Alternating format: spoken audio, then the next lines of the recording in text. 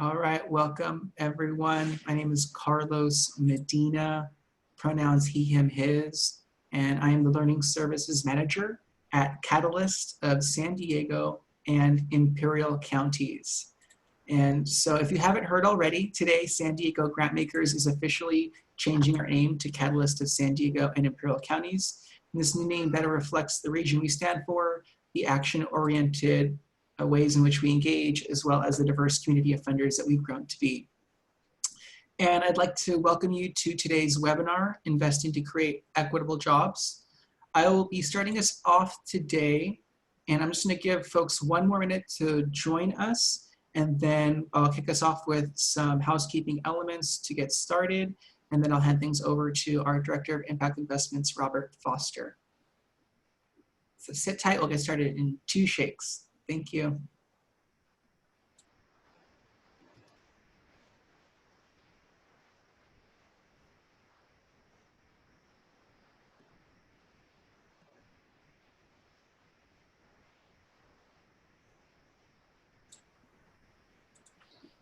All right, let's go ahead and get started. As I mentioned, I'd like to welcome you to today's webinar, Investing to Create Equitable Jobs. I'll be starting us off reviewing a few housekeeping elements. So we'll go ahead and get started there. As I mentioned earlier, throughout today's webinar, we would appreciate your questions and any feedback you have. Feel free to add them into the chat box that you will see at the bottom of the screen, and we will do our best to interweave those questions throughout the presentations and share them with our speakers. Additionally, I wanted to let folks know that today's webinar will be recorded, and because you've registered in the follow-up email, it will include a link for the program that you can access at your leisure, and we'll also post it on our website. And lastly, I wanted to share that at the end of this session, we'll be posting a poll. And it's very important for us if you can just spend a minute or 2 to complete that poll, because that data we will be using to improve further programming. So it's very important to us. And I just want to thank you now for taking a minute or 2 to complete that poll evaluation later. And that is all I have for housekeeping. We have a lot of content to review and great speakers. So without much further ado, I will hand things over to Robert Foster, Director of Impact Investments at Catalyst. Good morning, everyone, and thank you for joining us today at the Bank of America Impact Investing Series at Catalyst.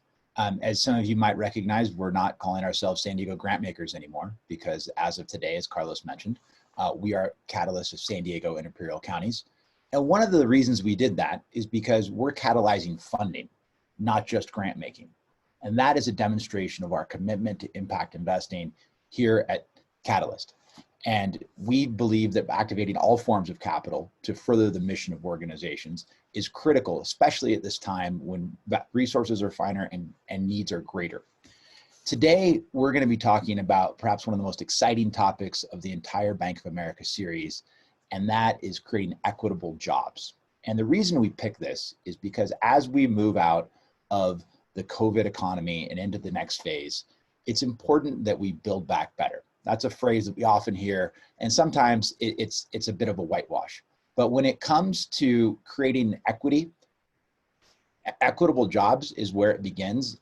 And we're fortunate today to have two national experts in this who happen to reside in San Diego, which just demonstrates that San Diego really is an innovator around both impact investing as well as innovations around creating opportunities for equity.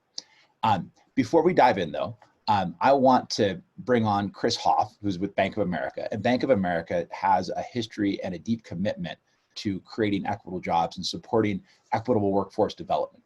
So without further ado, Chris Hoff from Bank of America. Hey, thanks, Robert. Appreciate the time. Good morning, everybody. As you said, my name is Chris. I'm the Consumer Banking and Investments Region Executive here in San Diego for Bank of America. Truly honored to be here with all of you today.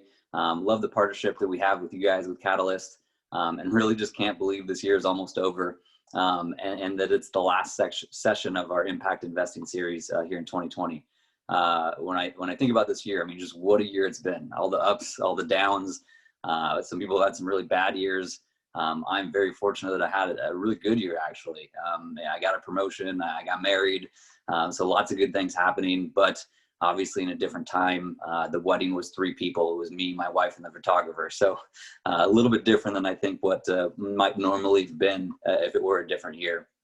But I know we've all felt it in some way, shape, or form.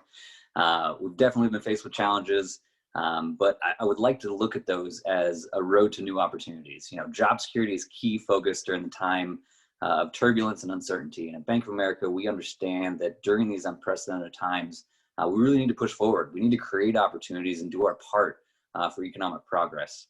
Recently, our CEO, Brian Moynihan, he announced a $1 billion commitment to investment over the next 4 years to help local communities advance racial equality and economic opportunity that's really been accelerated by this global pandemic. And there are 4 key areas that we're looking at. 1 is jobs, 2, small business, 3, housing, and 4, health.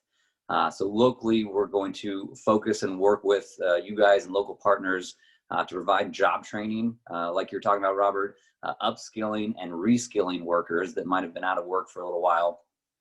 And this is also going to aid to create a pipeline of talent within our communities for many of our organizations to hire from. We recognize the importance of job sustainability for individuals, for companies, and for our communities. We're working closely with our community and local leaders in building the path forward for economic progress by investing to create equitable jobs locally here in San Diego. I want to thank Catalyst again for allowing me to be here, and also for supporting our communities and doing just such a fantastic job for what you guys do every day for everyone. With that, Robert, I'll pass it back to you to get the rest of this call kicked off. Thank you, Chris. Appreciate it. And so without further ado, I want to introduce our 2 speakers today. First, Brooke Baye from San Diego Workforce Partnership. She is the Chief Innovations Officer, Chief Strategy and Innovation Officer. And one of the coolest things that you learn about today are these income sharing agreements, which have been innovated right here in San Diego and in a very thoughtful way. And then we'll also be introducing Berbi Shabdia of HCAP. She is a principal there, and HCAP, formerly Huntington Capital, for those of you that have been tracking this, is a middle market private equity fund. So very different flavor, but very much focused on equitable jobs. In fact, that's one of the cornerstones of their theories of change. So welcome, both of you. Thank you for both being here. Brooke, would you be able to offer just a little bit of background about San Diego Workforce Partnership and your role there to bring everyone up to speed to kick off this conversation? Sure. Thank you, Robert, and pleasure to be here with everybody today on a topic that both I and my organization are very passionate about regarding equity and quality jobs. So the San Diego Workforce Partnership is a 501c3, and we are the federally designated workforce board for San Diego County. And for those who might not be familiar with the workforce system, there are some 550 boards all across the US, which are the conduits for the investment of Department of Labor funding into local areas, focused on supporting individuals who need to enter or re-enter the workforce, as well as helping businesses get access to a diverse set of talent. So in my role at the organization, I focus on not only the implementation of our organizational strategy, but a portfolio of creative projects around how we can use innovative financing to support things like learning and development of our community members. So just really excited to be here with you today. Thank you, Brooke. Bervi, would you share a little bit about yourself and HCAP? Absolutely. And again, thank you for the invitation to speak today, and very excited to be on this panel and share our work around quality jobs at HCAP. So I'm a principal at HCAP, and I lead our firm's impact thesis on investing in quality jobs, and also diligencing, underwriting, and monitoring our portfolio companies. We're a San Diego-based private equity firm, and we provide debt financing and growth capital to small businesses that are located primarily in the Western United States. We're investing out of our 4th institutional fund, which is a $150 million SBIC fund. And we're often the first institutional capital into businesses where we invest, and we work closely with our management teams to realize growth while investing into their workforce. Over 70% of the capital we've invested to date has been into what we call underserved businesses. So these are businesses that are either located, headquartered in a low to moderate income census tract, or employ a majority of workforce that is low to moderate income wage earning. And as part of our investment into these businesses, we work with ownership and we work with management to develop a strategic roadmap to improve job quality during the tenure of our investment. And we call this the gainful jobs approach. And I look forward to sharing more with everyone about how we work with our businesses during this panel. Thank you so much.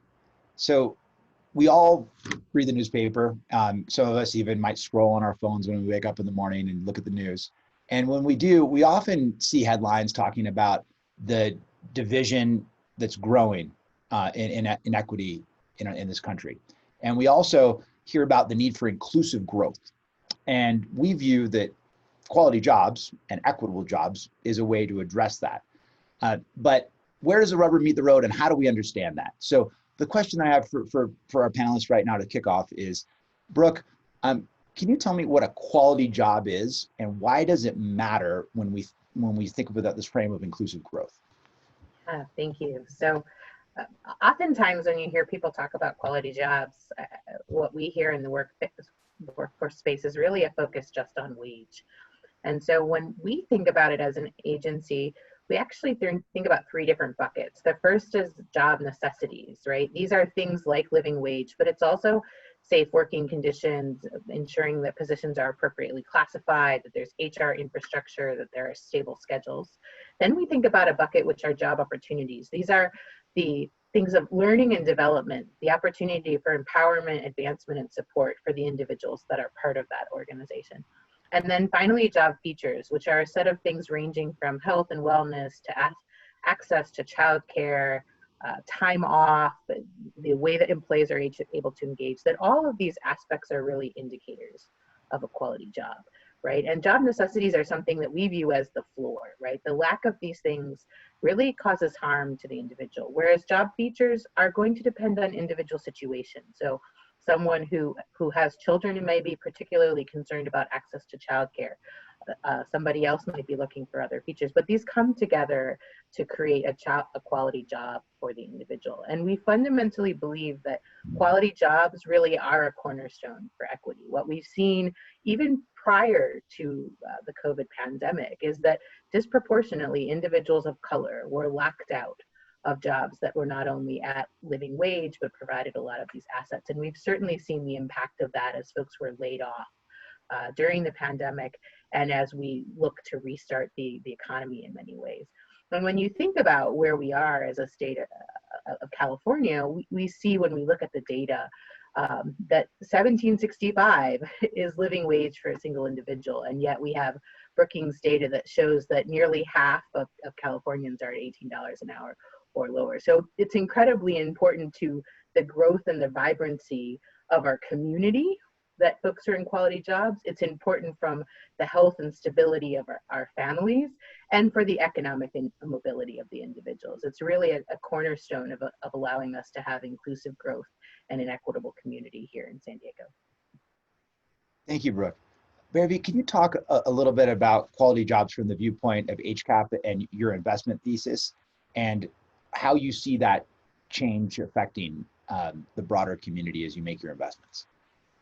Sure, absolutely. So, for us, in many ways, sort of how we think about job quality mirrors what Brooke was saying. So for our job quality impact framework, we look at 5 attributes of a quality job, and we believe that a quality job must have all 5 of these attributes, and they're around 2 key themes: economic opportunity and health and wellness.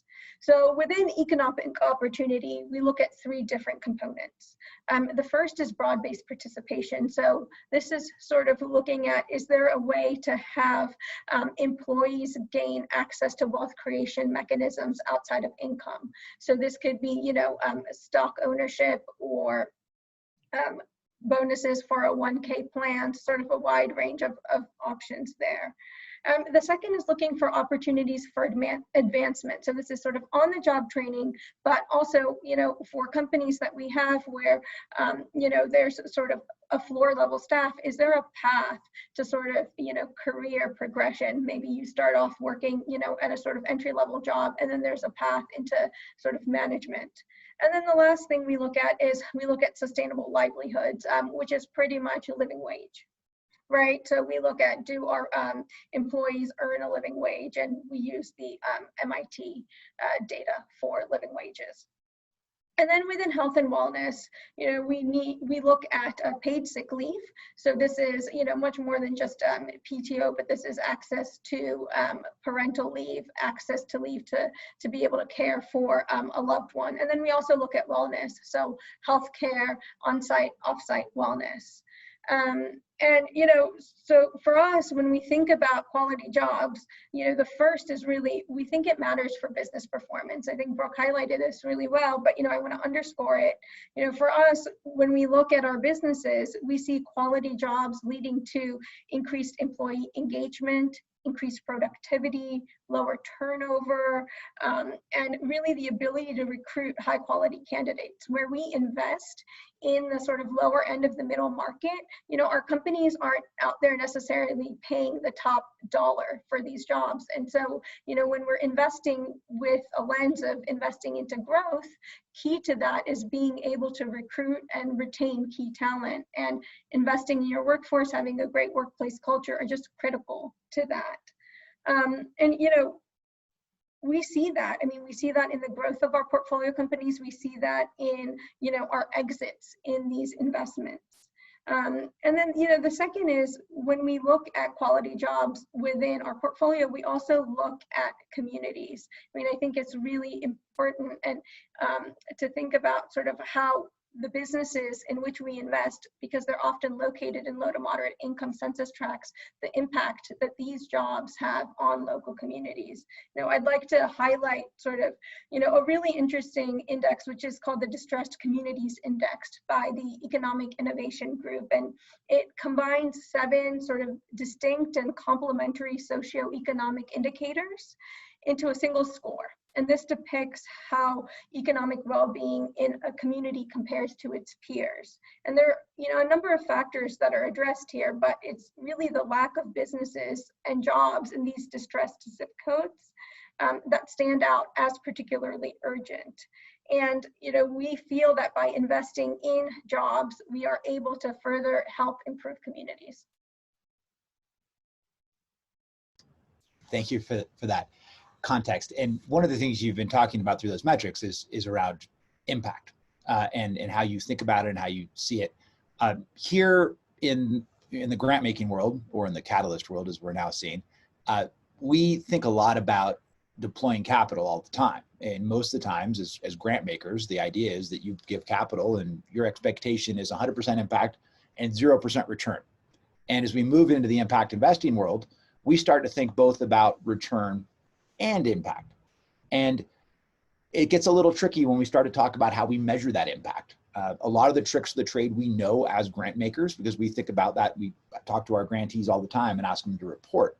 But again, as we move into an investment world, it starts to shift a little bit. And there's some nuance there. And we also need to make sure that the business continues to grow, because if the business doesn't grow in the long term, that impact will be significantly curtailed.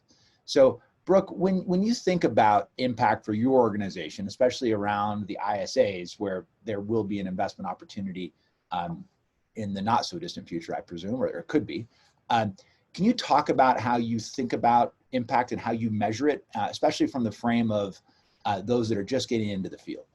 Yeah. So thank you, Robert. For those who might not be familiar, the Workforce Partnership launched an income share agreement program last summer. And so this was really our first foray into any kind of training program that had a repayment expectation. Traditionally, workforce development funds are deployed as grant capital, whether it's coming from federal or private sources. There's a set of traditional metrics that are associated, which look at things like whether or not the individual completed the associated training, whether or not they were placed into a job at the end of that time frame, whether or not that job was in a related field.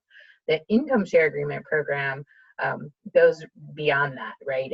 It sets up this idea that if the individual's life is fundamentally transformed through the program, then the individual will repay into the fund when they are above minimum threshold, which for our program is $40,000, and that's tied to living wage here in San Diego. What that also allows us to do is really think about, from an impact perspective, the relationship between the quality of the program, equity in terms of the people that have access to the program and are able to engage, and the sustainability, which could also be thought of in some ways as profitability, of the fund that can be generated from an income share agreement, where you do have this evergreen model in our case, whereas people repay, they're essentially bringing funding back into the organization that we can then redeploy for the next group of people. And so it's, I think, very powerful for participants to think about how, as their life is transformed, they can transform the life of another individual in their community down the street, right, in North County or South, et cetera. But it also allows us to think about then impact in a couple of different ways that we weren't necessarily able to in the past. I think you still look at metrics around, is the program, providing the intended result in terms of, are people getting jobs in a field at sustaining wages? But it also allows us to begin to say, is the fund becoming sustainable or evergreen, right? Is the participation in terms of the participants who've graduated, are they coming back and wanting to re-engage as mentors? And then very importantly, to push as we look longer term, and we're early in on this to have longitudinal data certainly, to begin to think about impact in terms of, what is the larger impact to the community, right? Is there a reduction in draw on social services as a result of access to this program? Is there a net increase in terms of contribution to the tax base, right, in San Diego? And what is the economic mobility impact on the individual and their family, as well as, do we see, as a result of a program like this, that employers have access to a more diverse workforce for the specific jobs and pathways to jobs where there's a true need in San Diego? And so I think these things begin to really edge in on, not just are people able to pursue a career pathway and we can check a box and get a job, but really push in on, are the wages of those jobs at a level that are sustainable for themselves and the community? Are there future pathways for individuals beyond even starting into that field? And what does that mean for the larger community impact in terms of businesses having access to the talent? And admittedly, beginning to think about and construct systems to collect that data is much harder than just saying, did somebody complete a course, right? And beginning to dive in on, okay, is this fund truly sustainable, isn't something that workforce boards have traditionally had to do.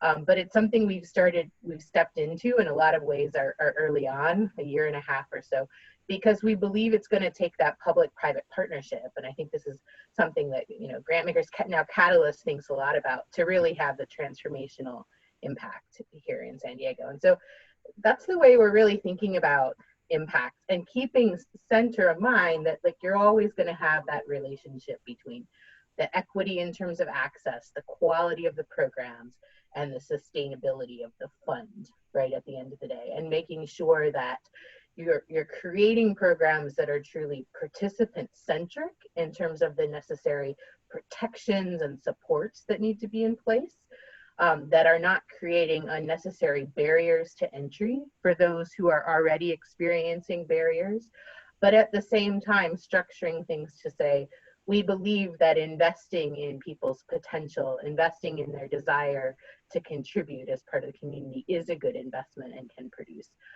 a return. So that's the way that we think about it.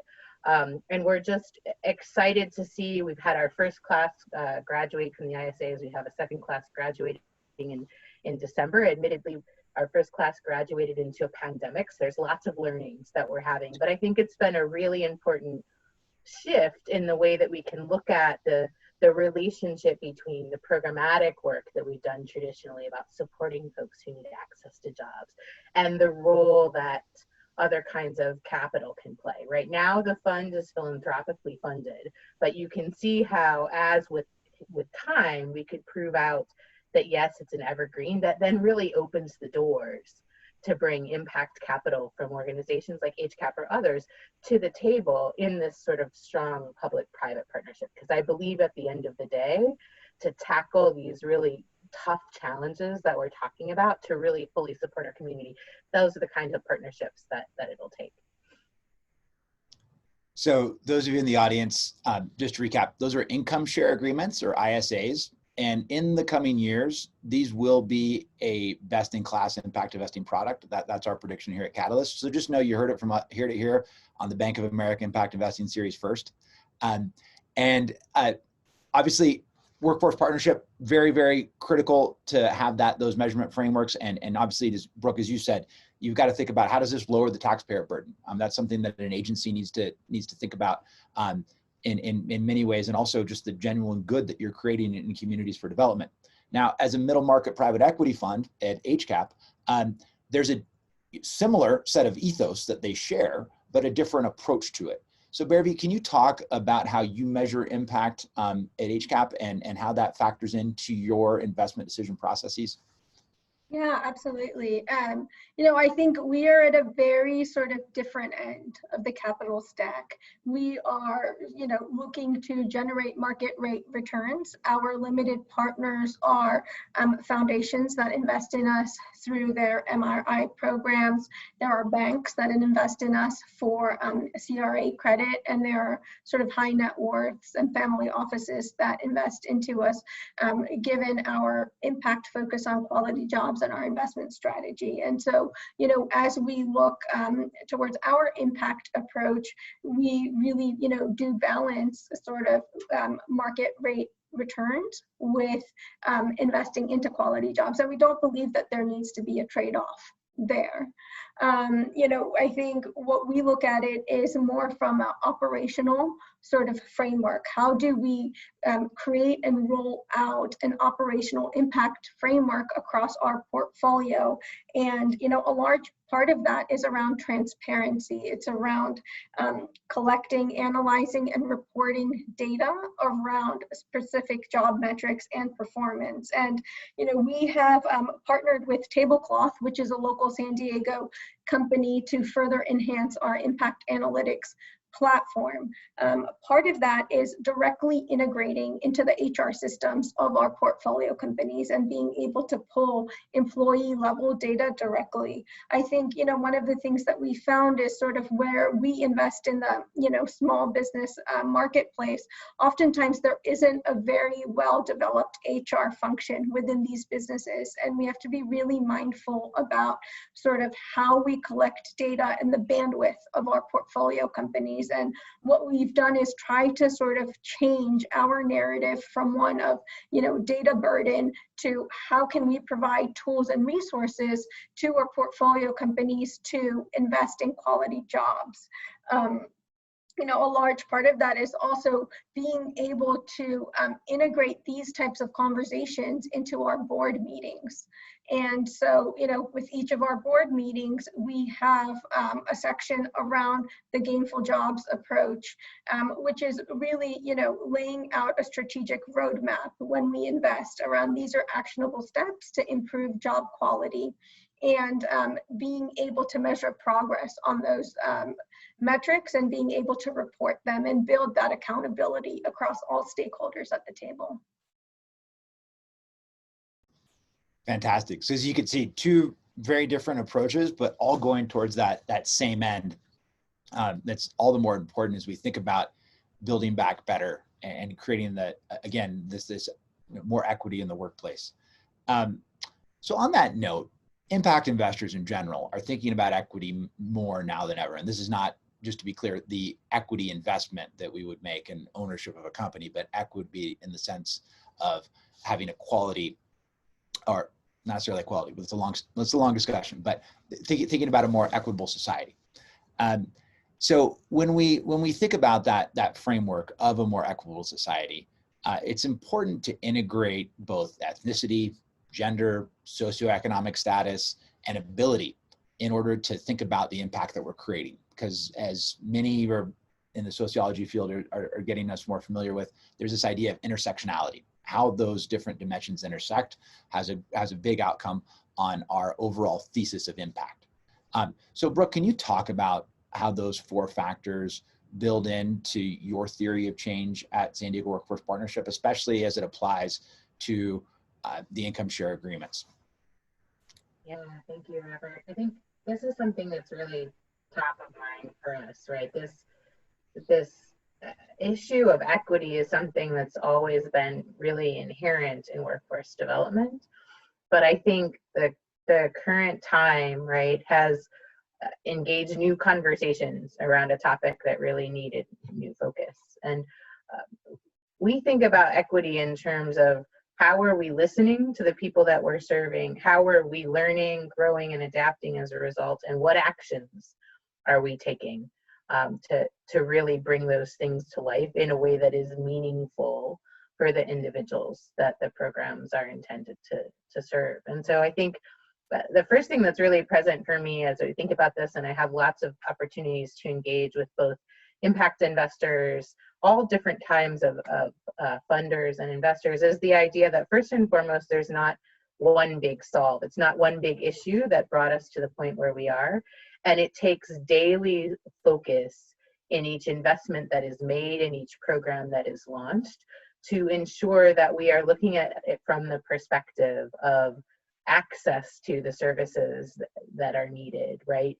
And ensuring that the steps that are being taken not on behalf of, but with the individuals and the organizations, if we're talking about businesses that those services are intended to serve, so that the outcomes can be both beneficial to the fund in terms of a return on investment, the success of the individuals. And for us, we look at this around a couple of different aspects, and I think impact investors can think about this as well, right? We think about it in terms of where we're spending our money from a procurement perspective, not just the businesses that we might award a service contract to, but those we partner with in terms of how they bring equity to life in working with not only their own staff, but the folks that they're serving. We're actually piloting a tool called Working Metrics that allows us to dig in on data around not just how folks have fared in terms of their advancement through the organization and access to benefits and such, but what does it look like when I dig in and look at Black women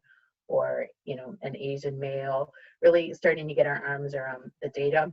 Also thinking about we all know that funding is often insufficient for all the things we'd like to tackle.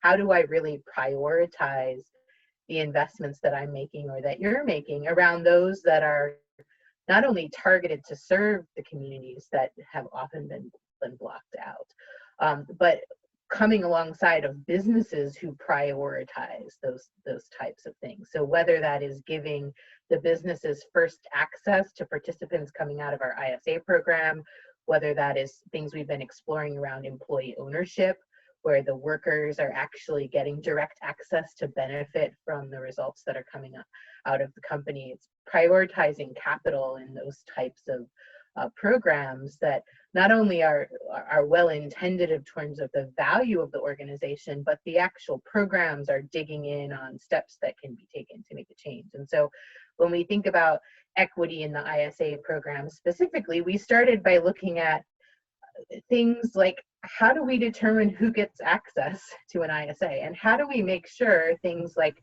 credit scores that I realize the value that they have, but have been traditionally used, right, to block folks out, aren't a barrier. Being poor, frankly, has a huge impact on one's credit score often. And so how do we remove that, right, as an equity barrier for individuals? So it's like those kinds of changes that can be made in structuring, whether it's the access to the capital for the business, the investment that's being made in a particular program or population, to ensure that, yes, there's still consideration about whether the investment will be successful and will produce a return, but the barriers that are in place are truly removed, right? And that the considerations are really around what's going to help the investment succeed versus restricting folks that might have traditionally been restricted from access. And then we think about it in terms of the supports that folks need as they're going through a program, and as the dollars in an investment are playing out, right? It's not really a hands-off approach, right? It's very much a supported approach to make sure that as things evolve and change, they have the supportive services, as we call them. In our context, it might be a computer. Childcare is a big topic, making sure that those things are in place. And I think as investors consider the role that they're playing, and I think there are some that do this really well, can think about like their engagement and how they're walking alongside of the organizations to make sure that not only is the investment initially aligned with the strategy, but that as they're implementing the details of the program, right, that they're truly removing the barriers to equity. And so I think all of us are learning in this space too, right, and really looking at this in continuously new ways to make sure that we're effective on the daily in doing this, right, in making sure that each day we're chipping away at things that we're barring folks from access. Thank you so much for that, Brooke.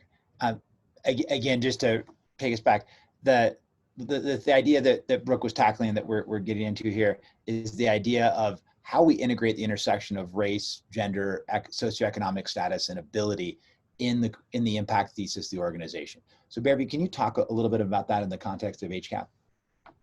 Sure, absolutely. You know, for us, sort of, we're doing three things right now that we're thinking are really, you know, focused on this topic. I mean, that said, it is an area that we continue to think about on a daily basis around how we can grow and how we can, you know, further integrate into our impact approach. I think for us, from a, you know, private equity impact investor standpoint, the first thing we think about is, you know, how do we be responsible when we exit our investments? How do we ensure that, you know, there is an equitable exit for all employees in the organization, in the company? Oftentimes you'll have businesses where sort of, you know, the ownership or stock options are given only to a certain, you know, percentage of the workforce, whether it be the ownership or the management. And you often don't see sort of the low to moderate income employees being able to participate in the upside of a sale or a transaction. And so what we have done is we've structured what are called carrot agreements with our portfolio companies. And these are essentially pools of capital that can be used at exit to provide maybe, you know, a transaction bonus or a sale bonus to low to moderate income workforce that are otherwise unable to participate in any upside from the sale of the business. You know, it can also be structured in other ways. One of our portfolio companies will be structuring this pool of capital as an emergency assistance fund for low to moderate income workers on a go-forward basis. So, you know, we're really starting to think about how can we be mindful about how we exit and who benefits from our exits. The second thing that we've done with our impact approach within the last 18 months is to really incorporate a worker voice component. Much of our impact framework around quality jobs is driven by improvements in job quality. And for sort of, you know, when we first started this approach, it was very much based on feedback and conversations with our management teams. And, you know, while we trust our management teams and, you know, really believe we're values aligned, I think a critical part we were missing was that worker voice component, just making sure that what we were thinking about putting in place, or that what we had put in place, really did benefit workers and did really address the pressing concerns that they had. And so what we now do is we individually survey each employee at our portfolio companies, and we have over 4,000 employees across our portfolio companies right now. And so we have the ability to individually you know, touch base and survey each one of those employees. And we've been mindful about how we've structured those surveys. You know, we understand not everyone has access to a laptop, so these surveys can be done, you know, over text or on a smartphone. We understand that, you know, English is not everyone's first language, or, you know, some folks might be more I guess, more comfortable answering the survey, not in English. And so our survey can be administered using multiple languages. And so we've really tried to remove barriers to completion for our surveys. And we now use that data and we integrate it into our conversations with our management teams. We integrate it into our strategic roadmaps to see if there might need to be modifications as we move forward. And then the last, component that we continue to work on is around board composition, making sure that there is a diversity of voices represented at the board, spanning sort of ethnicity, gender, socioeconomic status. And so, we've been much more cognizant about who we're putting on boards and sort of the background and the diversity of thought that these individuals bring to our portfolio companies. That is a comprehensive view of how you think about that theory of change. My goodness, I had not realized that you dropped surveys into each of the 4,000 employees in that portfolio. That's the next level of commitment. And the carrots, that's fantastic. The first time I've heard about carrots in the impact investing framework. So that's really, really powerful. So as we look forward towards the recovery here, we've been equipped with some great ideas and that you've been able to share from your particular experiences running two very different organizations. And when we think about what we need to do to build the field with all forms of capital, and right now we have a pretty good range. There's philanthropic that Brooke represents that will soon, that it is possible it will anticipate into some form of concessionary debt. So that'd be debt with an anticipation of a non-market rate return, all the way to Barry's company, HCAP, that looks to actually having a market rate return. So to you, Brooke, when we think about building this field out, can you talk about the different forms of capital, be them donative, i.e. a grant, concessionary, below rate, or market rate, those roles in propelling investments, and where you see the biggest gaps needed in order to use quality, equitable jobs as the cornerstone for us to build back better in a post-COVID economy? Yeah, I think there's a couple of things that we think about. First of all, the donative or philanthropic capital plays a particularly important role in terms of allowing organizations, whether it's an organization like mine that's delivering a set of services, or businesses who are trying to move into a new space. Like the combination of some philanthropic capital allows for some risk taking that's very difficult in other spaces, but is also incredibly important sometimes to innovate new ideas and test out whether programs are truly serving the community. So for example, the reason that we started in the ISA context with philanthropic capital, though we had several impact investors who were interested in investing, because we wanted to test out the model and make sure that we were able to be responsive to the needs of the individual first, really refine the programmatic aspects. And then as we could demonstrate that the fund could be regenerative, right, that it could be evergreen, then it positions us to have conversations with impact investors around how that can be scaled.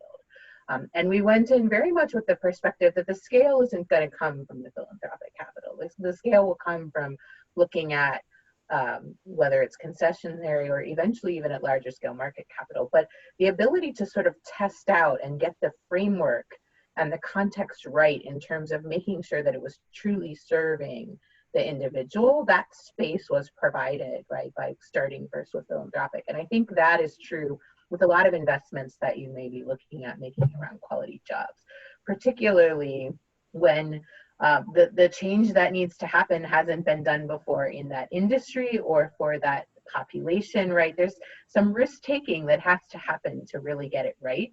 And there's time invested, to Barbara's comment, around really hearing the voice of the individuals in the community. I also think for concessionary capital, there's a space in there where those organizations that are positioned to both be patient and who have some flexibility on the return, to where programs are starting to prove out and do well, to use some of that capital to reinvest in supports that can either help the business, much as was just mentioned about carrots, or the individual. So we think about it in our context of, for example, an investor who would say, well, some of that return could be used to support childcare or other things that the individual might need, which is only going to further boost the individual participating and their ability to repay, for example, in an ISA model. So those that are able to sit in that space, who can look creatively at the return and say, can some portion of this be used to do things that are going to foster or bolster the individual or the organization where I've made the investment in the short term, that are going to pay dividends in the longer term of enabling that organization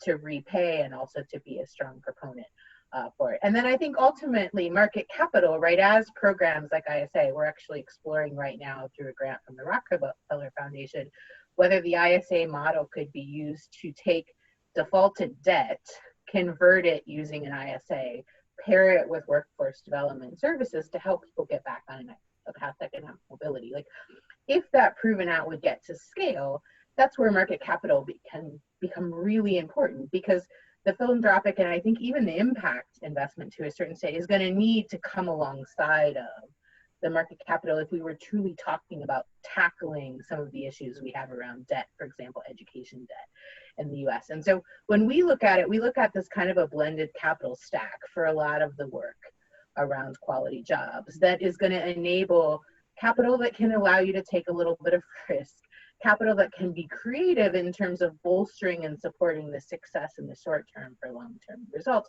and then capital that can help accelerate that to scale once you've proven out some of those aspects. And I think most of these programs, right, as they move, will at different times in their life cycle may need to tap into different types of capital. Well, thank you for that, Brooke. And one of the things that we have in mind here at Catalyst is obviously that catalytic capital, that philanthropic capital, that concessionary debt that can move something up that chain to create a market rate product that has impact. And if you talk to many leaders in the field of impact investing, the goal would be that impact investing isn't a thing anymore in 30 years because everyone's doing it. That middle market private equity firm like HCAP, the expectation is that they do the quality of measurement that HCAP is doing right now. And what's great is that here in San Diego, we have someone that's setting industry standards around what the future will look like. And that's truly inspiring. We clearly punch above our weight here in San Diego. So Barbie, can you talk a little bit about that catalytic capital, about how you see the different forms of capital working to build the field here as we think towards a more equitable future for jobs? Absolutely. You know, and I think my comments would pretty much echo what Brooke has said, right? I think, you know, when you think about the different types of capitals that is available, you know, when you think about it sort of as a blended capital stack, certainly, I mean, I think there's opportunities for folks like us that are, you know, sort of not able to maybe take on the same level of risk to partner with other forms of capital within our portfolio companies, you know, to make investments. But then I also think, you know, there is a whole other realm of being able to invest into sort of the technical services component needed for quality jobs, to think about innovative solutions like, you know, grant circles, emergency assistance funds, childcare options that, you know, might not necessarily be an investment into a portfolio company for someone that is sort of looking, you know, at it from a philanthropic capital standpoint or concessionary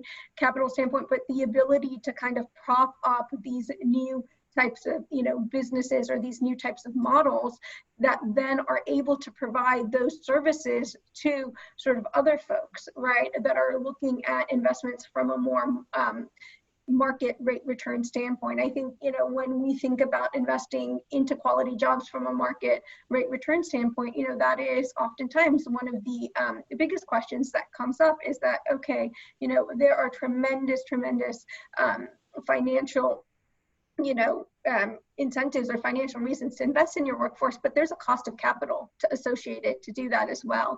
And so how do we bridge that gap? How do we bring, you know, other folks around the table that can help us, you know, put in place these programs that can help us, you know, build out these technical services capabilities that's not core to sort of what we do. And so I definitely think that there is, you know, a tremendous opportunity to bring together a blended capital stack. And that will be a very powerful tool as we continue to look forward and invest in quality jobs. That's very helpful.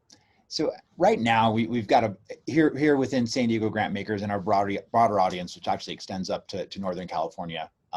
For those of you that aren't aware, both Catalyst, Southern California grant makers, and Northern California grant makers all make up Philanthropy California. And those members are invited here today on this call, on this convening. And that constitutes Philanthropy California, which is arguably the largest philanthropic organization of funders in the United States. And many in Philanthropy California are thinking about how to make their first impact investments. And what's neat is that although equity is something that has really moved into the public conversation since the spring for a whole lot of reasons that we get into, but you guys have been doing it all along. This has been something that both San Diego Workforce Partnership and HCAP have been committed to long before this year. And when an impact investor is going to come to the table and think about making an investment in a company, or perhaps even a fund that purports to be committed to promoting equity, what questions should they be asking? What are the top 1 or 2 questions they should be asking a potential company or fund? And Beverly, let me push this to you first. When they think about making that investment. Absolutely. I mean, I think, the number one question that comes to top of mind is, to me is, how do you measure your impact? Mm-hmm. And I think in many ways, that can seem to be a fairly simple and straightforward question, but I think it sort of peels away at many, layers of the onion, because ultimately, if you've got a fund that's coming to the table saying, yep, we just, look at qualitative measures and, here are a few anecdotes and sort of here are a few stories, I think, there's a long way between that and saying, hey, here's a really well thought out approach. And this is, what we're measuring, what we're analyzing, and this is how we're working with our companies to create that change. Great. That's a very helpful distinction, because I think oftentimes you'll talk to a company and instead of data, you get anecdata, which is helpful, but not really getting you where you need to go to build out your portfolio as an impact investor. Brooke, obviously, as a chief strategy officer, you think a lot about this stuff. What question would you want to be asking as an investor if you were thinking about going into a company or a fund? Yeah, I would just add to what my colleague here just shared and say, in addition to how do you measure impact, we want to know who is truly being served by this at the end of the day, because we can have at a top line tremendous numbers on both the changing of lives and the return to the funds, but it can only be serving a small subset, right? And if the folks that are really having good results are all look the same, right? Then we need to be digging in a layer deeper on who's really being served by the program. So that's the thing that we would combine with the impact to make sure that not only is it just hitting on equity because it's the right thing to do, but it's truly having the transformational impact that's intended by the investment in terms of the achievement of quality jobs. I think this is one of the things that's often been a big challenge of investments, even philanthropic, have been made, and top line numbers might look good, but it's actually for a small subset of folks that are really being served by them, which has widened the gap. So I would just pair that question about who's being served, and that allows you to then dig in on, is this not only mission aligned, right, but is it going to have the intended transformational impact in the community that I seek the investments to have? Thank you for that. And our last question before we wrap up, and it's been a very compelling hour, and thank you both again for all the time and thought you've put into not only being here today, but the prep that's gone into this. As we look towards 2021 and beyond, and we think about equitable jobs, where do you see investor demand being in, we can't quite call it a sector, but in creating more equity? Do you see that as a meaningful uptick, or are we simply seeing availability bias through the stories in the media? And Beverly, let me push that to you. Where do you see that investor demand being as we look forward?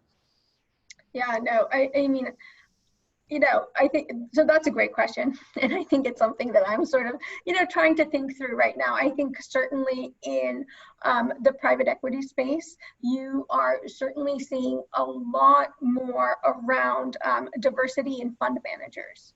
And I think that is something that a lot of limited partners are starting to ask questions about, are starting to, think about not just sort of, the jobs or the composition of sort of, those jobs at your portfolio companies, but also within your organization as a private equity fund, because, sort of if you've got, like, Brooke said, folks that sort of all look the same, they tend to invest in companies that kind of look like them.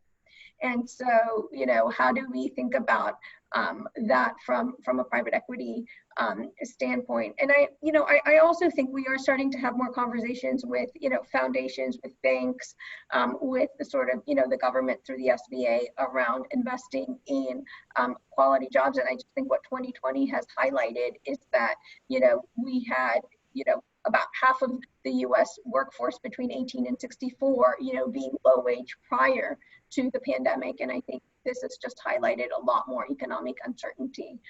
So we are starting to see those conversations, but I think though there will be a while before sort of we see some real fruition, and some real actions coming out of those. Well, Brooke, you obviously have support from the Rockefeller Foundation for your ISA agreement, and it's a testament to how innovative your work has been. As I understand it, that funding came before the pandemic hit full speed. Can you talk a little bit about where you see that demand being, both on the philanthropic side as well as on for whatever view you have on the investor side, as we think about investing in equity looking into 2021?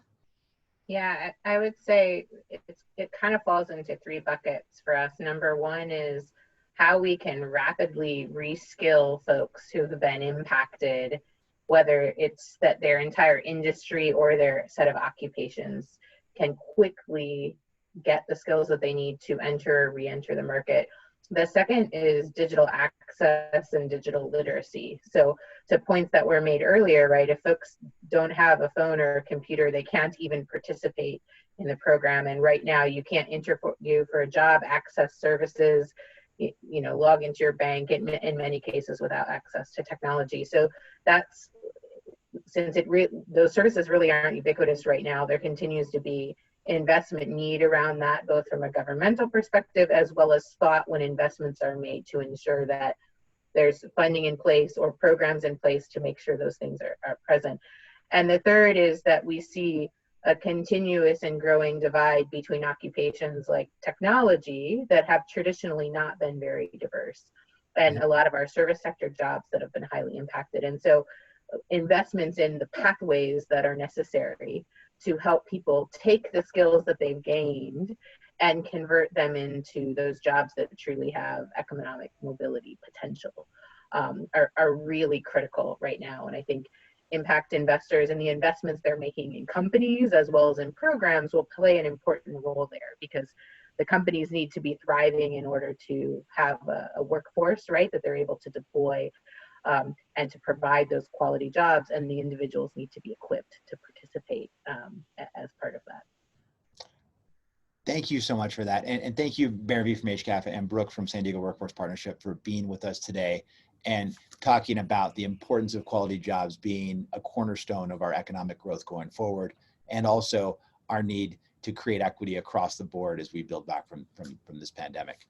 I also want to thank both Chris Hoff and Mary Noor from Bank of America for being our partners in the series. And we look forward to continuing the series next year with all of you. So stay tuned for upcoming events and dates. We feel this learning's been very compelling. And also tune in December 15th. We will be having a convening around impact measurement here at San Diego. I'm sorry, here at Catalyst, San Diego and Imperial counties. And as you've seen today, impact measurement is both a critical component, and in some ways, both Barry and Brooke pointed out, the core of what you should be asking as an investor when you think about making your first impact investments. So thank you all. Now handing it off to Carlos to wrap it all up, and thank you all for being here. Thank you, Robert. And I want to echo what you mentioned. Thank you to Barry. Thank you to Brooke. And thank you to all our participants who joined us today for our presentation. My colleague Melissa is going to put up an evaluation poll for us. And just a friendly reminder, if you can take a few moments to complete this poll, we will use this data to improve future programming. And just personally, I will share, as a San Diego native, I was very proud to learn about these ventures that are occurring in my hometown. And just excited to see how we as funders, investors can work together towards supporting our local economy in our region and seeing how we can partner together as catalysts of San Diego and Imperial counties on those opportunities. So once again, thank you all and have a beautiful day.